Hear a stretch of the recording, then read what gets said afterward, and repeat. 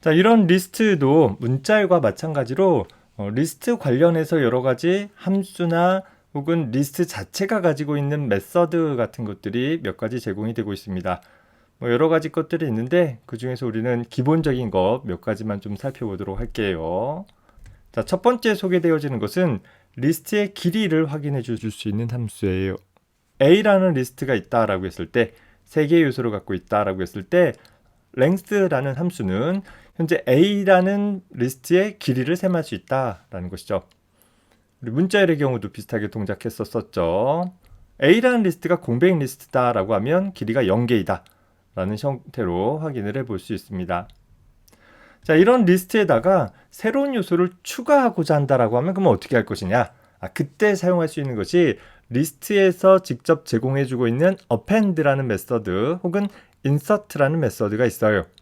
append라는 메서드는 무조건 마지막에 추가하는 것이고 insert라는 메서드는 내가 원하는 위치에다가 집어넣어 줄 수 있다라는 점에서 좀 차이가 있습니다. 자, 그래서 현재 A라는 리스트가 있을 때 A에다가 append 하기를 44를 append 해라 라고 하면 기존의 리스트의 값이 늘어나는 효과를 얻을 수 있는 것이고, 또 insert 해라 하기를 0번 요소에다가 44를 넣어라 라고 하면 제일 앞에 값을 집어넣는 효과를 얻을 수 있다라는 것이죠. 따라서 앞에 예 보면 현재 A라는 리스트가 공백 리스트인 상태에서 55를 추가해라 라고 하면 이제는 하나의 요소를 갖는 그런 리스트가 되어져서 리스트는 수행 중에 그 데이터의 길이들이 점점 늘어날 수도 있고 줄어들 수도 있는 그런 동적인 특징을 갖는다라는 것 염두에 두기 바랍니다. 자, 리스트의 요소를 증가시켰다라고 하면 때에 따라서는 리스트의 요소를 지워버리고 싶을 때가 있겠죠. 그래서 그때 사용할 수 있는 것이 del이라는 함수와 remove라는 메서드가 있습니다. 항상 함수라는 것은 독립적으로 호출되어졌고 메서드라는 것은 특정 문자열이나 리스트가 가지고 있는 내부적인 기능이다 라고 했었죠. 자, 그래서 del이라는 것은 함수이기 때문에 delete의 약자인 거예요. 현재 A라는 리스트가 있을 때 A의 1번 요소를 지워라 라고 하게 되어지면 A의 1번 요소인 22라는 값을 리스트에서 삭제해버리는 효과를 얻게 되어져요. 주의할 것은 1번 요소를 삭제한 결과를 갖는 게 아니라 A라는 리스트 자체가 바뀐다라는 거죠. 앞에 append도 insert도 해당하는 리스트 자체가 바뀌었어요. 밑에 있는 remove라는 메서드는 메서드이기 때문에 어떤 리스트에 대해서 호출해라 라는 형태로 처리가 되어질 것입니다. 그래서 a.remove라고 호출하면 A라는 리스트에서 제거해라 뭐를 33이라는, 그러면 리스트에 있는 값 중에서 처음 만나는 remove라는 메서드의 인수와 일치하는 요소의 값을 리스트에서 삭제해버리는 처리를 해주게 됩니다. 모든 33을 다 지우는 게 아니라 처음 만나는 33을 지우는 것이다 라는 것 구분을 하기 바랍니다. 만약에 리스트에서 한 요소를 지우는 게 아니라 여러 요소를 지우면 어떻게 할 것이냐? 그때 사용할 수 있는 것도 역시 리스트 슬라이싱인데, 자, 우리 앞서서 살펴보기를 A라는 리스트에 1:4라고 하면 1번 위치부터 4번 전까지라고 했었잖아요. 자, 여기가 0번, 1번이면 1번 위치부터 2번, 3번, 4번 전까지니까 22, 33, 44라는 요 부분들을 가리키게 될 거예요. 그 부분을 공백 리스트로, 자, 22, 33, 44라는 하나의 부분 리스트 자리를 공백 리스트로 바꾸게 되니까 요 세 수를 다 없애버린 효과를 얻게 될 수 있을 것입니다. 리스트 전체를 지우고자 한다라고 하면 A 네모가로 콜론 이퀄 공백 리스트 해도 되지만 좀 더 간단하게 리스트에서 제공되는 메서드 clear라는 걸 이용을 해서 a.clear라고 하면 A의 모든 요소들을 다 지워라 라는 형태로 써볼 수도 있는 것입니다. 리스트 상에서 현재 내가 원하는 값이 어디에 나타나는지 또 몇 개 나타나는지 이런 것들을 확인할 때 사용을 해볼 수 있는 것이 index라는 메서드 혹은 count라는 메서드들이 있어요. 그래서 현재 a.index 하기를 33 하면 A라는 리스트에 33이 나타나는 인덱스의 위치를, 처음 만나는 인덱스의 위치를 반환하도록 해주고 있어요. 그래서 여기 같은 경우에는 0번, 1번, 2번 되어지니까 이제 2번 위치에 있다라는 걸 나타내주고 있죠. 반면에 count라는 메서드는 현재 그 인수로 사용되어지는 값이 리스트상에 몇 번 나타나느냐라는 것을 반환을 해주기도 합니다. 한 번도 나타나지 않으면 0의 값을, 그리고 한 번 이상 나타난다면 나타나는 횟수만큼을 정수로 반환을 해주는 그런 메서드입니다. 특히 리스트 안에 내가 원하는 데이터가 들어있느냐라는 것들을 확인해 보고 싶으면 그러면 어떻게 보느냐? 물론 좀 전에 살펴봤던 인덱스라는 메서드를 통해서 나타나는 곳의 위치를 살펴보거나, 좀 전에 살펴봤던 count라는 메서드를 통해서 현재 리스트에서 해당하는 데이터가 몇 번 나타나느냐 확인을 해보되, count 메서드의 반환값이 0이면 나타나지 않는구나, 또 양의 정수이면 한 번 이상 나타나는구나 라는 형태로 확인해 볼 수도 있긴 하겠죠. 그런데 그것보다 더 간단하게 사용해 볼 수 있는 것이 in이라는 키워드도 있습니다. 우리 문자열 다룰 때에도 한번 살펴봤었죠. 어떤 검사할 데이터 in 리스트라고 해주면 이 리스트 안에 이 데이터가 있는지의 여부를 참거짓의 결과값으로 반환을 해주게 되어져요. 그래서 보통은 조건문과 같이 사용되어져서 리스트 안에 원하는 데이터가 있는지 없는지에 따라 어떤 다른 동작들을 수행을 할 때 유용하게 활용을 해볼 수 있는 것입니다.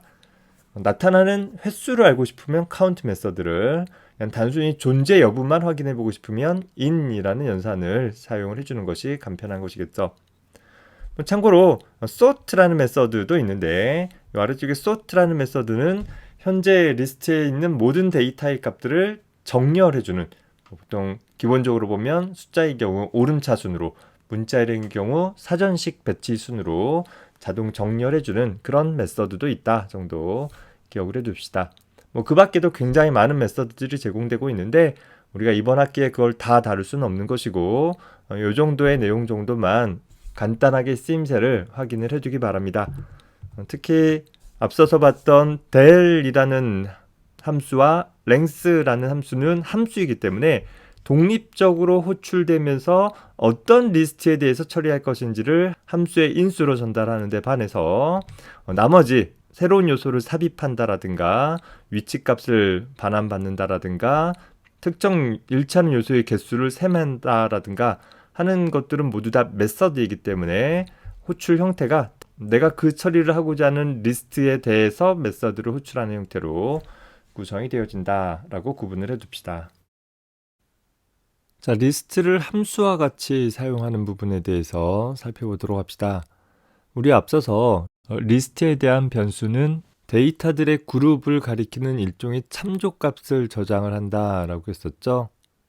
따라서 리스트를 함수의 인수로 사용을 하게 되어지면 정작 함수의 매개 변수로 전달되어지는 것은 리스트에 저장되어진 각각의 요소 값들이 복사돼서 전달되는 것이 아니라 리스트 이름이 나타내는 하나의 참조값이 매개 변수로 전달되어진다라는 특징이 생기게 됩니다. 자, 간단한 예를 하나 살펴볼 것인데, 다음과 같은 프로그램을 작성을 해봤습니다. 현재 주 프로그램 쪽에서는 userInfo라는 빈 리스트를 하나 만들었어요. 자, 그리고 이 inputList라는 함수를 통해서 userInfo라는 빈 리스트를 함수의 인수로 사용을 한 것입니다. 자, 이 함수의 인수로 사용한 userInfo라는 값이 함수 정의에 lst라는 매개 변수로 전달이 되어지잖아요. 이 공백 리스트에 그냥 아무것도 없는 요소 값들이 전달되는 것이 아니라 이 공백 리스트에 대한 참조값이 전달이 되어져서, 예를 들어서 참조값이 11번이다 라고 하면 야, 11번에 있는 리스트를 전달할 거야 라는 형태로 하나의 참조값이 전달된다 라는 거예요. 그리고 함수 내에서 입력되어진 값의 때에 이 매개 변수로 전달되어진 lst라는, 예를 들어 11번이라는 참조값을 갖는다라고 가정한 이 lst라는 리스트의 각각의 요소의 값들을 추가를 해주고, 자, 주의할 것은 이 함수는 반환값을 갖지 않았어요. 하지만 함수 출축으로 돌아와서 현재 userInfo라는 애초에 공백 리스트로 정의되어진 첫 번째 요소와 두 번째 요소를 출력을 하게 되면 함수 안에서 입력된 값이 유지가 되어지는 그런 효과가 나타난다라는 것을 확인해 볼 수 있을 것입니다. 자, 주의할 것은 함수 호출 시 리스트가 가지고 있는 요소 값을 복사해서 lst라는 새로운 리스트가 만들어지는 것이 아니라 기존 리스트에 대한 참조 값이 전달됐기 때문에 함수 안에서 리스트의 내용을 바꾸게 되면 그것이 호출 측의 실인수 영역에 있는 리스트에 직접 영향이 끼쳐진다라는 점인 것이죠. 조금 복잡하게 느껴질 수 있을 것 같아서 우리 앞서서 이 파이썬 튜터라는 사이트를 통해 함수 출시의 리스트가 어떻게 전달되는지를 좀 가시적으로 살펴보려고 합니다. 자, 보면 코드를 작성하도록 되어 있는데 기존에 작성했던 코드를 붙여넣기를 했어요. 시각화된 실행을 눌러주면 한 단계씩 실행을 해가 봅시다. 처음에 inputList라는 것은 함수의 정의인 것이죠. inputList라는 이름의 함수가 있다라는 것이 내부적으로 정의가 된 것이지 여기가 먼저 수행되는 건 아니다라고 했어요. 자, 주 프로그램 부분에 userInfo라는 하나의 리스트가 생성이 되어지되 그 리스트는 빈 리스트로 만들어졌습니다. 자, 이후 inputList라는 여기 보면 빨간색 화살표가 다음에 실행할 문장을 가리킨다 생각해 주면 되겠어요. inputList라는 함수 호출문을 만나면서 userInfo라는 현재 공백 리스트에 있는 값을 전달을 해주고 있어요. 어떻게 되는지 봅시다. 현재 inputList라는 함수 호출을 통해 inputList라는 함수의 매개 변수 lst에 userInfo라는 기존의 공백 리스트에 대한 참조 값이 전달됐기 때문에 주 프로그램에 있는 userInfo와 inputList라는 함수의 lst라는 것이 모두 다 하나의 리스트를 가리키고 있다라는 것을 주의해서 봐줘야 될 거예요.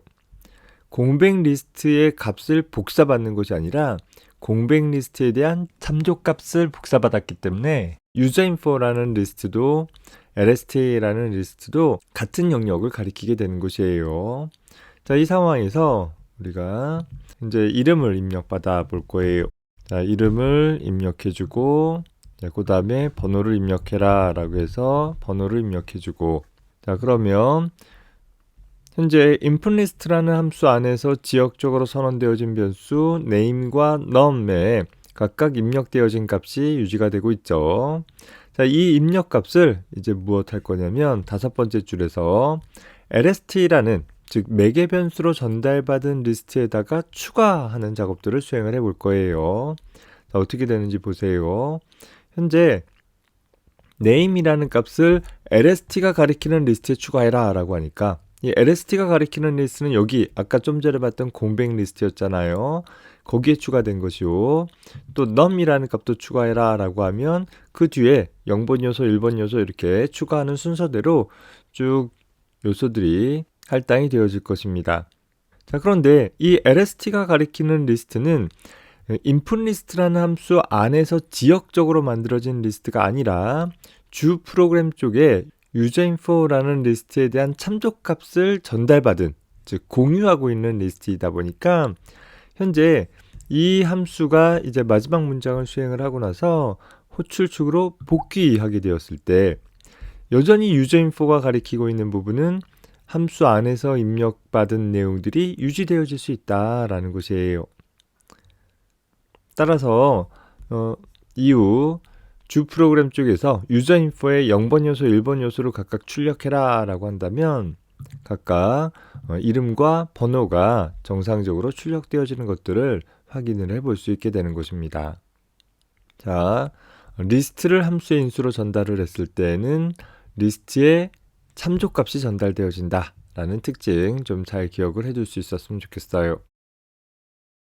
다음으로 살펴볼 것은 함수에서 리스트를 반환하는 경우를 생각을 해봅시다.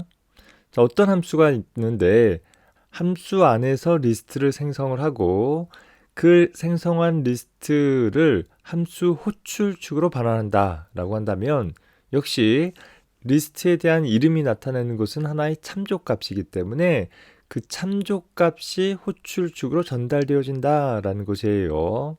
자, 여기서 주의할 것은 리스트의 이름은 지역적으로 선언되어지지만 리스트의 참조값이 가리키고 있는 데이터들의 그룹은 지역적인 특징들을 지니지 않아서 함수 호출 측에서도 지속적으로 이어서 사용을 할 수 있다라는 특징이 생기게 되는 것입니다.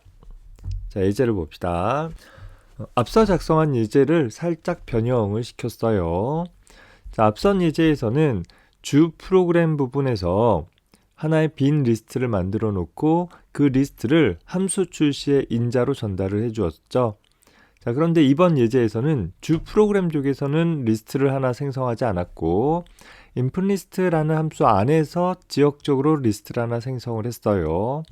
그리고 그 리스트에다가 입력받은 값을 저장을 했고 그리고 나서 함수가 종료되어질 때 함수 호출축으로 리스트를 반환해 주도록 해 주었습니다. 따라서 주 프로그램에서는 그 반환 값을 userInfo라는 이름으로 전달받았고 현재 리스트를 반환한 것이기 때문에 리스트처럼 0번 요소, 1번 요소의 값들을 출력하도록 해보았습니다. 자, 역시 어떻게 수행되어지는지를 명시적으로 확인을 해보기 위해서 파이썬 튜터 사이트를 통해 한번 시각화되어진 실행을 수행을 해보도록 하겠습니다.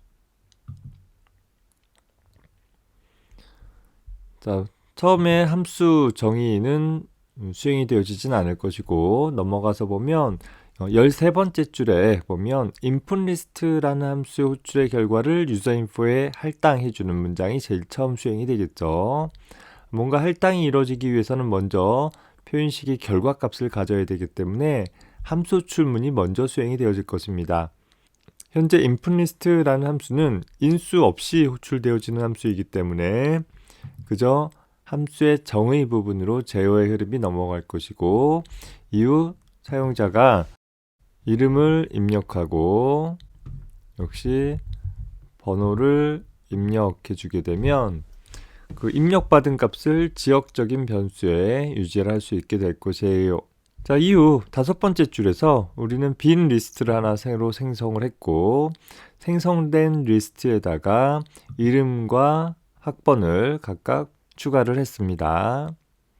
자, 그리고 나서 9번째 줄에서 보면 현재 이 lst라는 리스트를 반환해라 라는 처리를 하고 있죠. 자, 보통 함수의 반환 값은 어떻게 처리되어져요? 호출 측에 임시 변수가 만들어지고 그 임시 변수를 통해 값이 전달되어진다 라고 했었죠. 자, 그때 그 임시 변수를 통해서 전달되는 값이 바로 뭐냐면 요 노란색 부분의 데이터들의 그룹인 리스트에 대한 참조값인 요 lst라는 리스트 이름이 가지고 있는 하나의 참조값을 호출 측의 임시 변수로 전달해 주게 되는 것입니다. 그래서 여기 반환값이라고 표현한 부분이 바로 그 부분이에요. 따라서 함수가 종료되어지면서 name이라는 변수도 num이라는 변수도 lst라는 리스트의 이름도 모두 다 없어진다 하더라도 그 반환값은 정상적으로 userInfo라는 변수에 할당이 되어질 수 있는 것이고 따라서 함수 안에서 만들어진 리스트의 값을 함수 바깥에서도 지속적으로 유지해낼 수 있다라는 특징이 생기게 되는 것입니다. 이제까지 우리가 개별적인 변수를 사용을 했을 때와는 조금 달라 보이는 특징들이니까 눈여겨 살펴볼 수 있었으면 좋겠습니다.